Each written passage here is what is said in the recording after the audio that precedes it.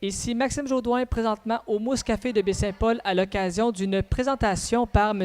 Arnaud Bouchonny, biologiste et également membre du CA de la réserve de biosphère de Charlevoix. Alors sans plus tarder, place à la présentation. Bonjour tout le monde. Oui, c'est ça, je me présente très rapidement parce que ce n'est pas ça l'essentiel. Donc Arnaud Bouchonny, je suis biologiste et puis je me qualifie de militant de la biodiversité depuis un peu plus d'une quinzaine d'années. Et ça me fait plaisir de présenter une petite conférence qui s'appelle « Découvrir la nature exceptionnelle de Charlevoix ».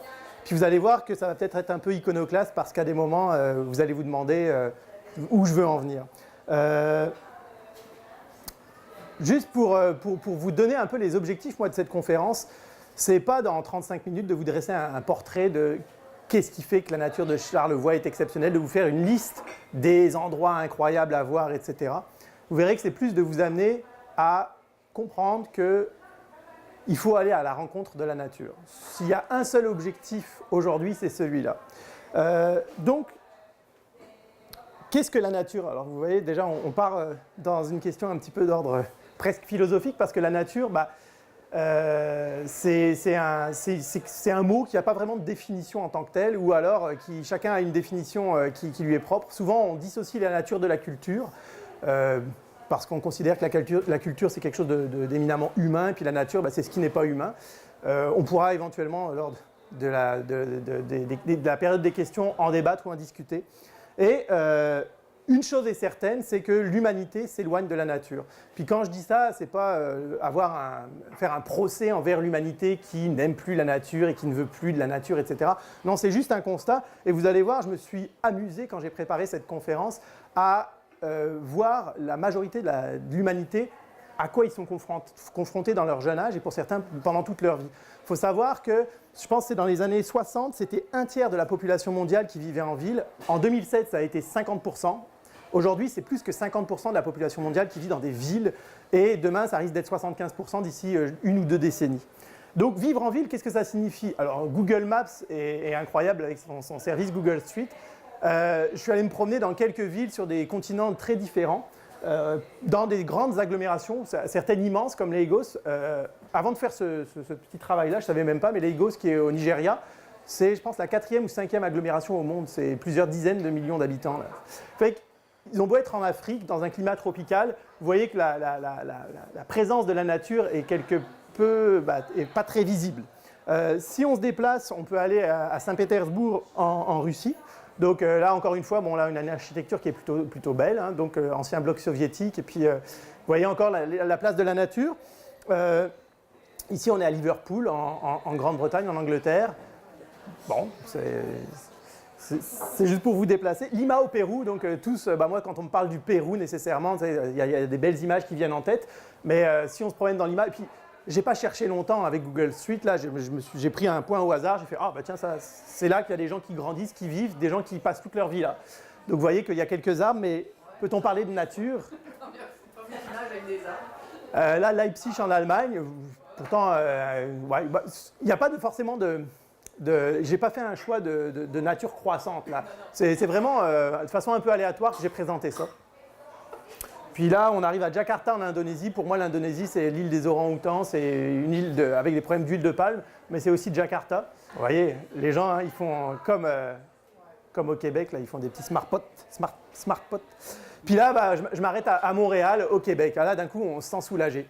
Sauf qu'en fait, c'est un peu provocateur, cette image-là, parce que quelqu'un qui a grandi à Lagos, comme on a vu la première image, et qui va ici, et qui a passé ses 15 premières années dans une ville aussi dense et puis avec aussi peu d'infrastructures naturelles, peut-être que quand il va arriver ici, il va dire « Ouais, là, on est en plein cœur de la nature ». Quelqu'un qui a grandi dans Charlevoix et qui va ici, qui voit des allées toutes droites, des murets, des petites étiquettes partout qui vous expliquent ce que vous devez regarder, etc., des arbres bien plantés, des arbres un peu taillés, etc., ne vont pas considérer que c'est de la nature. Donc tout ça pour dire que la nature, c'est une idée propre à chaque individu. Et puis l'anecdote que je donne, quand j'enseignais en Europe, et puis j'enseignais les sujets liés à la gestion et la protection de la nature, je demandais aux jeunes qui avaient entre 15 et 22 ans, bon, qu'est-ce que pour vous la nature? Et puis je leur offrais des suggestions.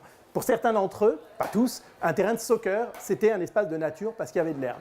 Donc vous voyez que la notion de nature, c'est quelque chose d'assez personnel. Maintenant, il y a quelque chose que j'ai constaté depuis 15 ans, que je constate aussi dans Charlevoix, puis qui est, je pense, assez universel, peut-être au moins dans les civilisations occidentales, les autres je ne les connais pas du tout, c'est qu'il existe le piège du paysage. Et dans Charlevoix, on est en plein cœur du piège du paysage. Qu'est-ce que c'est que le piège du paysage? C'est le fait de se dire, on est dans un endroit qui est beau. Beau, tantôt on a vu des endroits qui étaient beaux, qui étaient des endroits urbains, etc. Mais quand on arrive dans Charlevoix de Québec, on a des paysages magnifiques, grandioses, on a de la verdure de partout, on a des arbres, on a des prés, etc. Et on se dit c'est beau, il y a de la verdure, donc il y a de la nature est en santé. Et ça, c'est un piège parce que le paysage, c'est une échelle d'approche de la nature qui est très macro et qui ne dit pas forcément des choses vraies sur les phénomènes qui se passent à une autre échelle.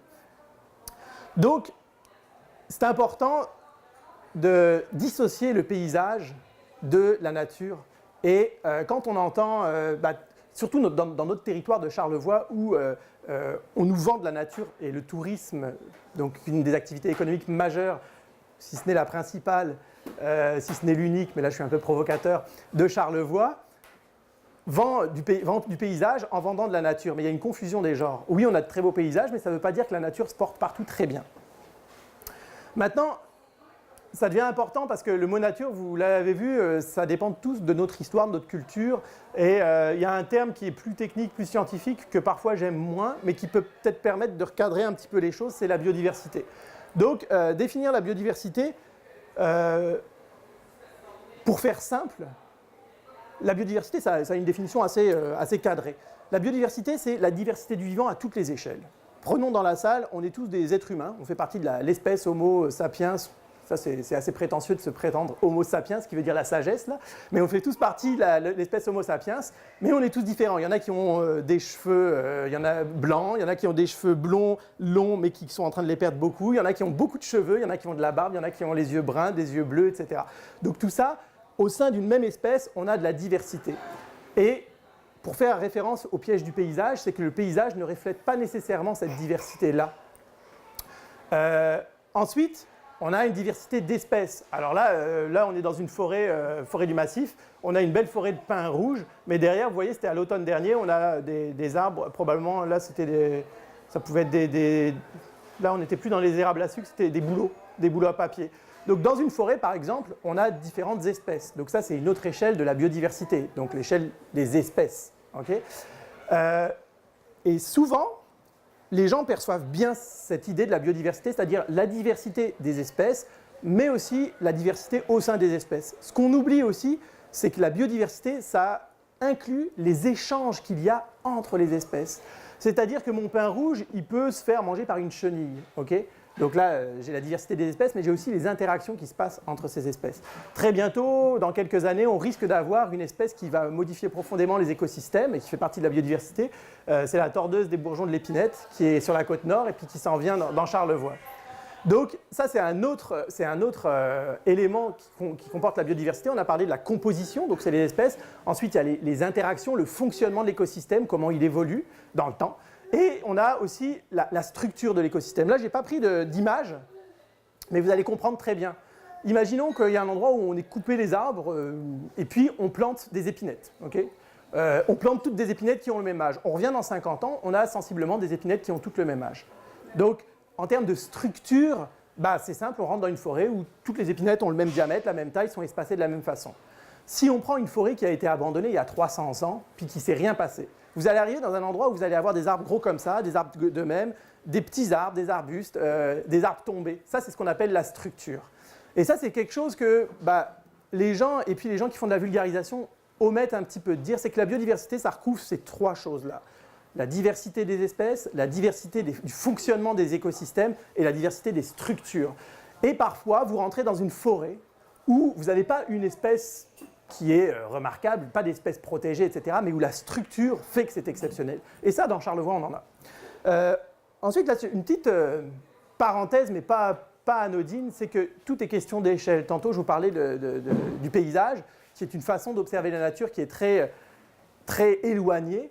et donc qui permet d'appréhender certaines choses, mais pas tout. Et puis là, je vous mets au défi, alors là, il y en a certains dans la salle qui le savent, puisqu'ils étaient là la semaine dernière, je vous mets au défi de deviner ce que c'est que cette photo-là. En fait, c'est exactement ça, c'est un tronc d'arbre, en fait, c'est du bois flotté à Cap aux Oies, donc pris vraiment de proche. Puis je l'avais aimé cette photo parce qu'on a presque l'impression que ça pourrait être des... Je ne sais pas si vous connaissez à Madagascar, ces espèces de formations rocheuses très anguleuses. Je trouve que ça ressemblait à ça. Bon, c'est sûr qu'il y a les toiles d'araignées, maudites araignées qui me trahissent. Hein. Mais sinon, on pourrait presque croire à une formation rocheuse un petit peu irréelle. Donc tout est question d'échelle et la nature a des processus, la biodiversité a des processus et des choses qui se passent à toutes les échelles. Ça, c'est vraiment important à avoir en tête. Ce qui fait que quand je dis qu'il faut prendre le temps d'aller rencontrer la nature, c'est parce que justement, dépendamment du rythme auquel on va, on ne peut pas appréhender les mêmes échelles de la même façon. Donc, l'échelle du paysage, c'est facile à appréhender en auto, en hélicoptère, même en vélo. Mais ce genre d'échelle-là, il faut prendre du temps. Après, ça n'intéresse peut-être pas tout le monde de s'intéresser à ce genre d'échelle, mais en tout cas. Fait qu'on va rentrer un petit peu, je vais partir sur donner quelques éléments sur la nature de Charlevoix. Parce que c'est quand même ce qui m'est demandé comme sujet principal. Donc la nature dans Charlevoix, en quoi elle est exceptionnelle? Vous allez voir qu'on peut dire qu'elle est exceptionnelle aussi bien qu'elle n'est pas exceptionnelle. Je vais commencer par le pas exceptionnel. Si vous regardez les listes très froides des ministères qui vous disent quelles sont les espèces qui sont sur des registres d'espèces protégées, etc. Si on regarde dans Charlevoix, il y en a, mais il y en a bien moins qu'en Montérégie. Ça, c'est normal. À Montérégie, on est plus au sud, il y a une diversité biologique qui est plus grande, et puis il y a une pression de l'homme en Montérégie qui a été plus importante. Donc, si on prend ces listes-là, c'est moyennement exceptionnel. Mais vous allez voir qu'il y a d'autres éléments qui font que, si on prend le territoire de Charlevoix, on a quelque chose quand même d'assez surprenant. Donc, tu poses la question de savoir si la pression, ça augmente la biodiversité. Ouais, mais ce que tu disais, ok, non, en fait, tu fais bien de la poser parce que ça veut dire que ce n'était pas assez clair. C'est que le fait qu'il y ait la pression de l'homme, ça détruit des milieux. Donc, la biodiversité qui est très grande dans le sud, elle est plus menacée finalement. Donc c'est pour ça qu'il y a une liste d'espèces menacées plus grande. Et ce que je veux dire, c'est que pour beaucoup de monde, la biodiversité s'appréhende selon la liste des espèces menacées. C'est une façon, quand vous faites une étude d'impact ou quoi que ce soit, quand on veut demander l'autorisation de la destruction d'un milieu naturel, souvent on regarde est-ce qu'il y a des espèces menacées. Si vous avez des espèces menacées, ça vous fait un argument de poids pour dire qu'il faudrait protéger. Si vous n'avez pas d'espèces menacées, non. Mais ça, c'est toujours une question d'échelle, parce qu'à l'échelle du petit milieu, peut-être que ça ne va pas être problématique, mais à l'échelle d'un territoire, ça l'est plus. D'où l'importance parfois d'avoir des milieux naturels menacés, mais ça, on rentre dans d'autres débats. Donc la nature dans Charlevoix, en fait, pourquoi elle a quand même des caractères exceptionnels, c'est qu'il y a des facteurs de diversité. Ce que j'appelle les facteurs de diversité, c'est que quand on part de Petite Rivière Saint-François pour aller à Baie-Sainte-Catherine, c'est un des 2 endroits terrestres au Québec où on a le fleuve qui devient d'eau douce à eau salée. Et on passe, vraiment, c'est ici que se passe le gros gradient. Hier encore, je suis tombé sur une figure qui était bien faite, où on voit que l'estuaire d'eau douce se prolonge jusqu'à Petite Rivière Saint-François. Entre Petite Rivière Saint-François et Baie-Saint-Paul, il commence à y avoir un petit peu de salinité. De Baie-Saint-Paul à Cap aux Oies, ça évolue. Puis graduellement, de Cap aux Oies à Baie-Sainte-Catherine, on est carrément après dans l'estuaire salé. Quand je dis il y a 2 endroits au Québec, il y a ici, puis il y a de l'autre côté du fleuve. C'est pas compliqué. Donc ça, c'est un facteur de diversité. Ça veut dire que les espèces, on peut rencontrer dans la partie la plus amont du fleuve des espèces d'eau douce, et puis dans la partie la plus aval des espèces d'eau de mer. Je ne vous citerai pas lesquelles espèces d'eau de mer, vous les connaissez, vous savez, le gros truc blanc là, qu'on appelle beluga. Puis, en plus de ça, donc le fleuve, ça c'est un élément majeur de diversité. Et c'est le fleuve en tant que tel, mais aussi les milieux qui accompagnent le fleuve. Donc, on a une zone de balancement des marées qui est plus ou moins importante. Ça dépend des marées, bien sûr, mais ça dépend aussi de la pente que l'on a au bord du fleuve. Donc, quand on a une pente douce, on a des zones de marées salées, ou d'herbiers salés. Ici, c'est à l'île aux Coudres, je crois, qui sont grandes. Okay, et ces marées salées, encore une fois, ils suivent la salinité, c'est-à-dire qu'on n'a pas exactement la même composition en végétation du côté de Baie-Sainte-Catherine que du côté de Petite Rivière Saint-François. Ces marais salés, en tant que tels, sans savoir les espèces qu'il y a dedans, c'est des milieux qui sont très très très importants parce que, en termes de production de matière, de végétation, c'est au monde les milieux qui produisent le plus. Chaque année, c'est 20 tonnes de matière par hectare qui est fabriquée dans ces milieux-là. Puis cette matière-là, c'est pas juste, c'est bien de dire il y a 20 tonnes de matière qui sont produites par hectare, à la rigueur on s'en fout, mais c'est juste que ça sert de nourriture pour plein d'espèces. Donc ça sert de nourriture pour des espèces d'oiseaux qui sont en migration, donc ça sert de halte migratoire, ça c'est vraiment majeur dans Charlevoix, parce qu'on a, en tout cas on est sur un passage migratoire, hein, le fleuve Saint-Laurent c'est comme un axe migratoire. Ça sert de nourriture pour des poissons herbivores, des petits poissons, des poissons moyens dont moi je ne connais même pas nécessairement les noms. Bon, il y en a que vous connaissez, un caplan, éperlan, qui peuvent se nourrir là-dedans, qui peuvent aussi se reproduire là-dedans. Parce que quand vous avez un herbier, les petits poissons, ils peuvent se cacher entre les herbes. C'est bête comme ça, mais ça, on arrive à la... Vous savez, tantôt on parlait de la structure. Mais la structure d'un écosystème, c'est ça aussi, permettre à des petits poissons de se cacher. Et tous ces poissons-là, ils servent d'alimentation à ce qui fait... l'intérêt mondial de Charlevoix et puis de la Côte-Nord, c'est les baleines, c'est les belugas, c'est tous ces cétacés qui ont besoin de ces aliments-là. Donc ces herbiers, ils ont l'air de rien quand on y passe, on peut trouver ça beau, mais ils sont vraiment très très très importants. Je vais répéter la question, est-ce que la salinité évolue en termes d'amont-aval? Je n'ai pas la réponse, honnêtement.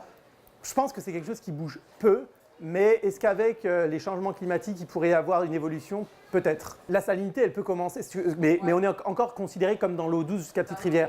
Mais c'est sûr qu'entre l'île d'Orléans et puis en amont de Québec, c'est surtout lié au fait des marées. Toute la zone de marée, il peut avoir une influence de la salinité. Mais Petite-Rivière Saint-François, c'est quand même encore l'estuaire d'eau douce. Après, je vous invite à mettre le doigt dans l'eau, vous allez voir, et vous allez voir une différence entre Petite-Rivière et puis Baie-Sainte-Catherine. C'est quand même assez net. Oh oui, ça c'est clair. Mais c'est quelque chose de graduel. Et je n'ai pas d'informations là-dessus, ce qui laisse entendre que ce n'est pas un sujet très étudié, donc ce n'est pas un sujet de préoccupation, a priori. Donc ça, c'est un premier facteur de diversité, le fleuve. Et quand je dis le fleuve aussi, ce qu'il y a avec le fleuve, c'est qu'on a une altitude. Le fleuve, il est à peu près à 0 mètre d'altitude. Et ça, c'est important, mis en comparaison avec le fait qu'on ait des montagnes. Donc nos montagnes ici, c'est 1100 mètres d'altitude, ce qui pour le sud du Québec est élevé. Les autres montagnes aussi élevées qu'on a, mais c'est plus au nord, c'est en Gaspésie. Donc on a une grande proximité entre des milieux qui se situent à 0 mètre d'altitude et des milieux qui se situent à 1100 mètres d'altitude. L'altitude, ça a un effet sur le climat, donc sur la végétation. En moyenne, si vous voulez des chiffres, parce qu'il y a du monde qui aime bien avoir des chiffres, on dit que plus on monte en altitude, plus on a de précipitations. En moyenne, c'est 100 mm par 100 mètres d'altitude. Donc là, si on fait un calcul, on a 11 fois 100 mètres d'altitude, 100 mm. On a 1 mètre de plus de précipitation au sommet des grands jardins qu'au bas du fleuve. Ça, c'est des chiffres. À l'échelle mondiale, c'est valable. Il peut y avoir des particularités locales liées à des vents, à des choses comme ça, etc. Ce n'est pas parce que ça tombe ici que ça reste. Notamment l'hiver, sur les hauts sommets, il y a de la neige qui tombe beaucoup, beaucoup, beaucoup. Mais il y a tellement de vent que cette neige, elle ne reste pas. Ce qui fait d'ailleurs qu'on a par endroits, notamment au Mont Élie, des pergélisols. Donc des sols gelés. J'ai eu la chance de participer à des carottages au mois de juin cette année.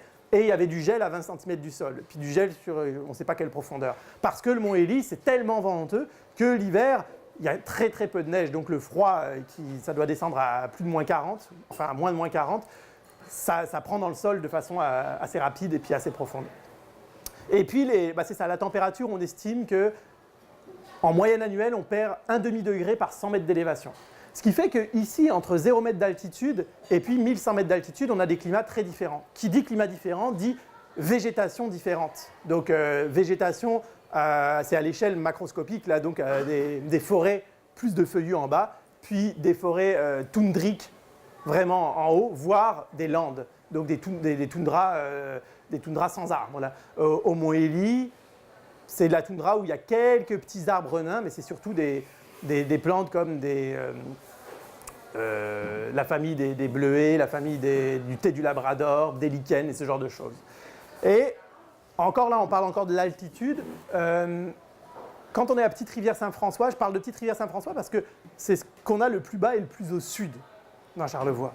Okay, parce qu'à Baie-Sainte-Catherine, même que c'est la même altitude que Petite-Rivière Saint-François, sensiblement, les conditions climatiques sont très différentes. Et la petite rivière Saint-François, moi, c'est le seul endroit dans Charlevoix, du fait aussi qu'on ait une bonne exposition sur certains coteaux de la forêt du Massif, où on a de la pruche sauvage et du hêtre d'Amérique.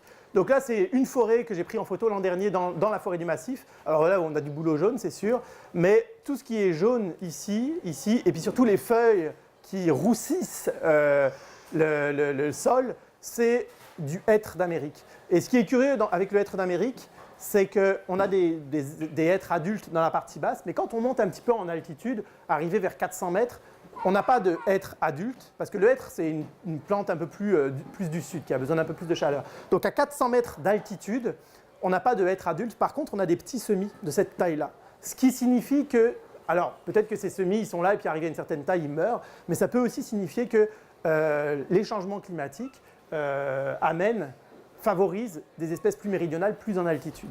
Donc on a ça, moi j'en ai pas vu ailleurs dans Charlevoix, à part dans mon jardin puisque j'en ai planté.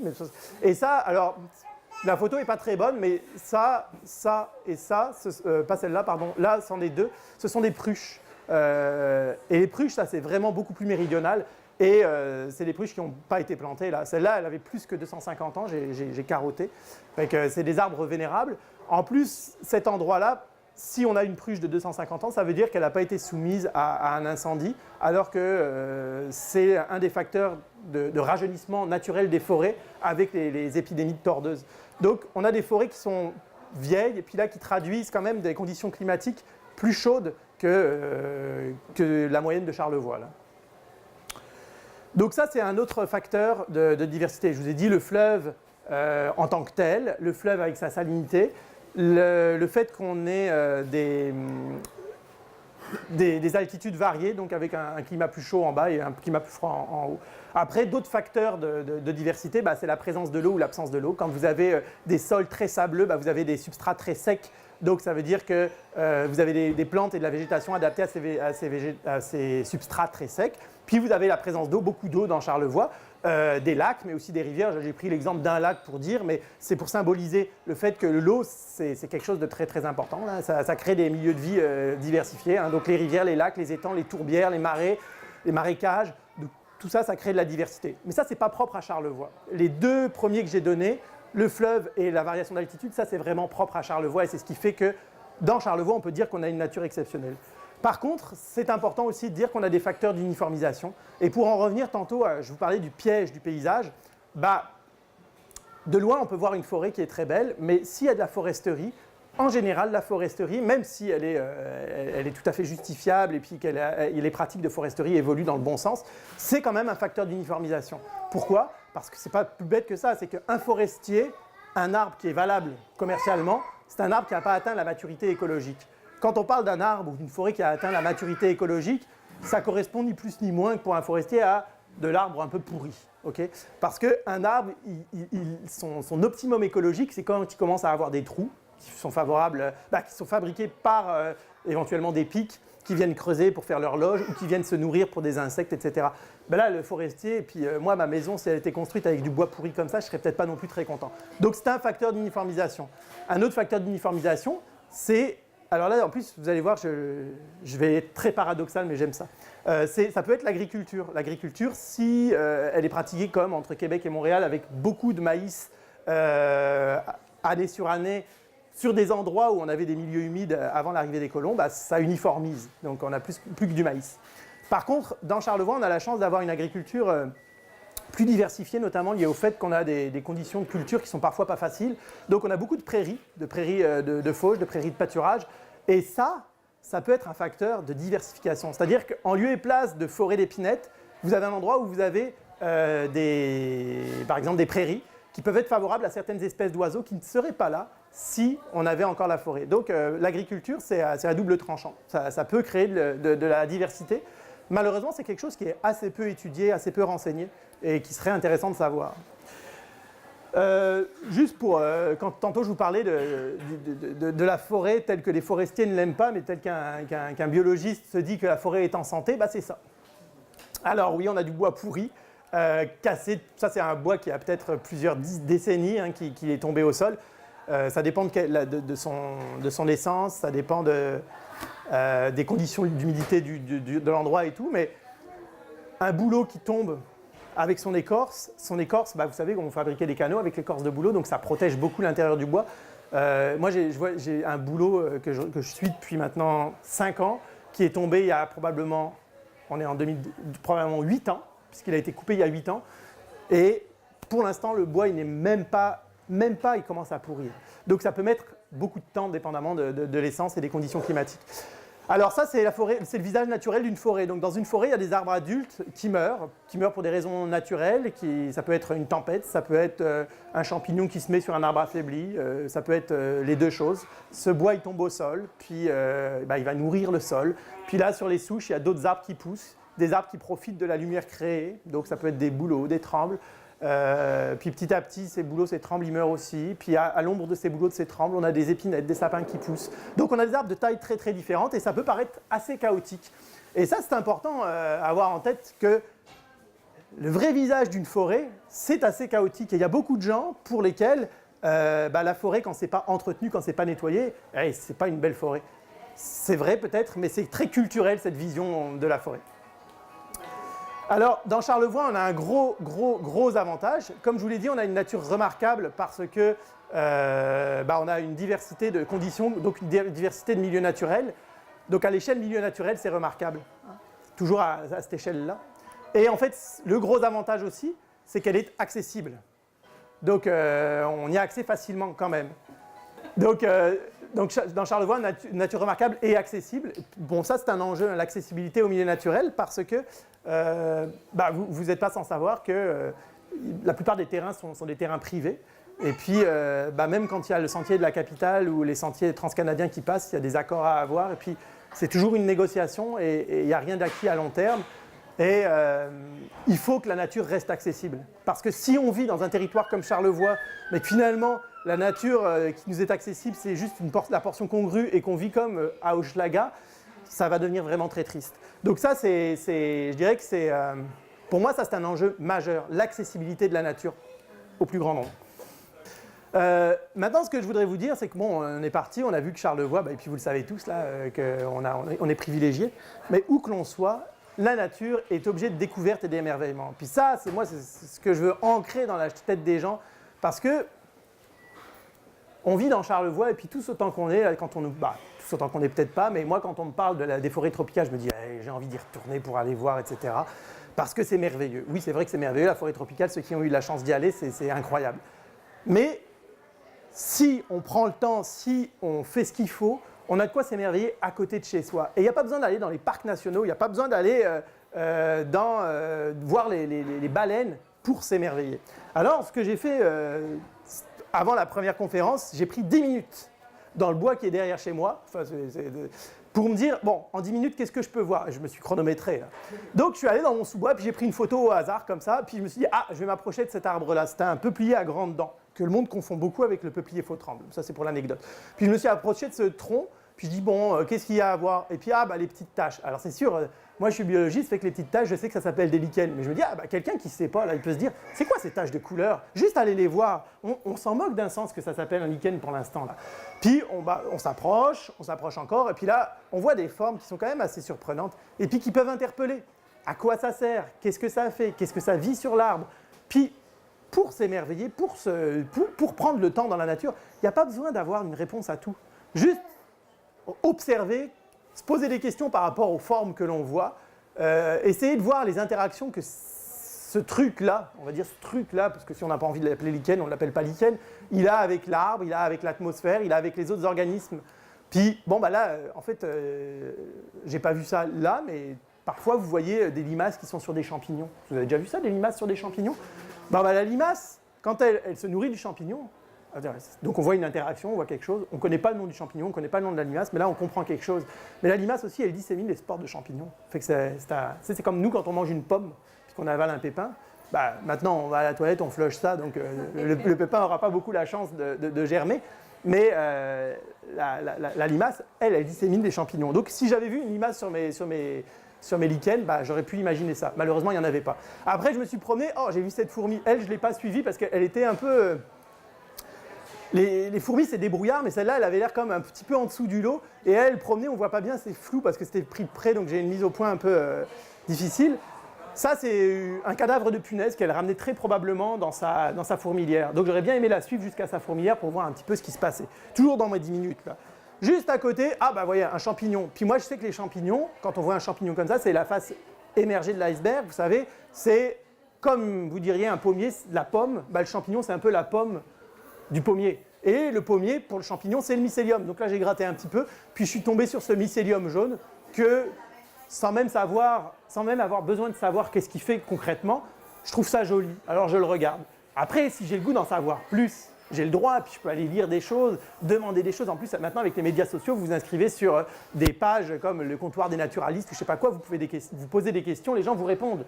Après, bah, voyez, par exemple, là, j'ai vu ce bel insecte, donc je suis incapable de connaître le nom. Je sais que c'est un coléoptère. Je sais que c'est un coléoptère fouisseur parce que si vous regardez sa patte, là, qui est armée, ça, c'est comme ça fait à la fois râteau et pelle, ça lui permet de creuser des trous. Bon, bah, ça, c'est parce que je me suis intéressé un petit peu aux insectes, parce que sans connaître son nom, je sais que celui-là, il creuse des trous. Donc parfois, juste le fait d'observer et puis de regarder la forme des choses, ça donne beaucoup d'informations. Bah là, il y avait une petite noisette, toujours dans mes 10 minutes, qui était mangée par un écureuil, rien d'extraordinaire, mais quand on regarde de près, bah, on peut regarder les noisettes et puis se demander par quelle bestiole ça a été mangé. Puis je peux vous dire, moi je ne suis pas spécialiste de ça, mais selon la taille et la forme des dents, il y a des gens qui arrivent à vous dire plus ou moins l'espèce de la petite bibite qui a mangé ça. Puis après, c'est ça, ce que je disais, c'est que quand on s'intéresse à la nature, le piège parfois, et puis moi quand j'étais adolescent, c'était un peu mon piège, je voulais savoir le nom de tout. C'était mon truc, je voulais connaître le nom. Puis là, cette bestiole-là, je ne connais pas son nom, mais je la trouve le fun parce que bah, je sais que c'est une qui essaie d'imiter les abeilles. Ce n'est pas une abeille du tout, là, ça c'est un diptère, c'est la famille d'une mouche, là, mais elle essaie de faire peur aux autres.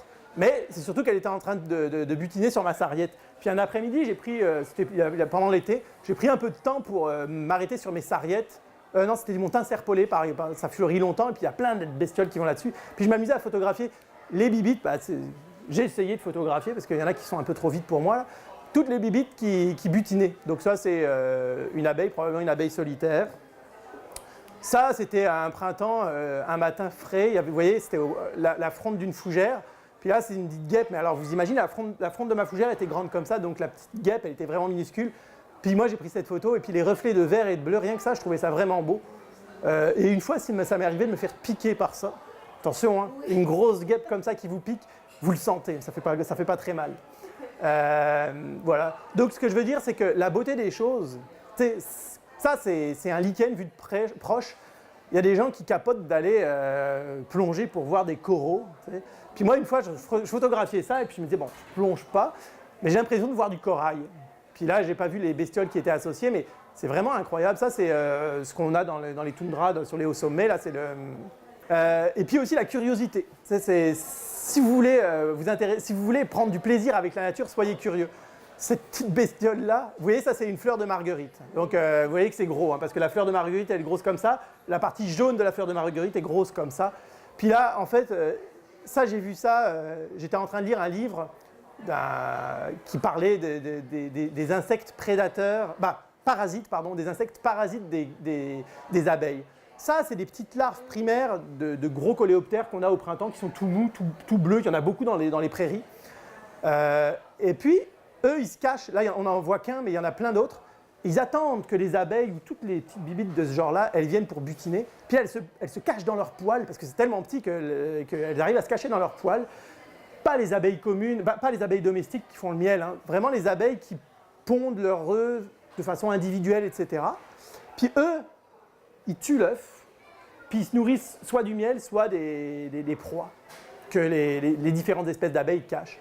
Fait que c'est fou parce que j'avais lu ça à l'avant-veille et puis un jour je regarde sur ma marguerite. Le fait d'avoir lu, j'ai regardé ma marguerite différemment. Quand je regardais les marguerites il y a 1 an, 2 ans, 3 ans, 10 ans, il y avait la même chose, sauf que je ne les voyais pas. Mais parfois on s'intéresse à quelque chose et puis ça oriente notre regard. Mais là donc pour dire que la curiosité c'est une porte d'entrée, et pour vous dire aussi que où que l'on soit, donc dans Charlevoix on est privilégié, mais où que l'on soit, la nature peut offrir vraiment des choses très très intéressantes. Et puis je reprends la photo de Liverpool tantôt, je ne sais pas si vous vous rappelez.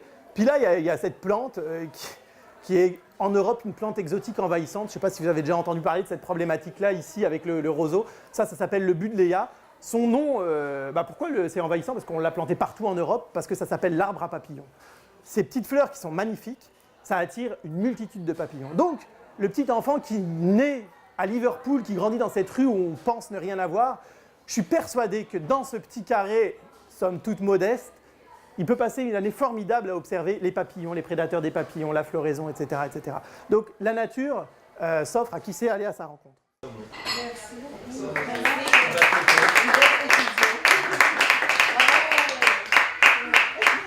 Arnaud Bouchony, au Mousse Café de Baie-Saint-Paul, bonjour. Bonjour.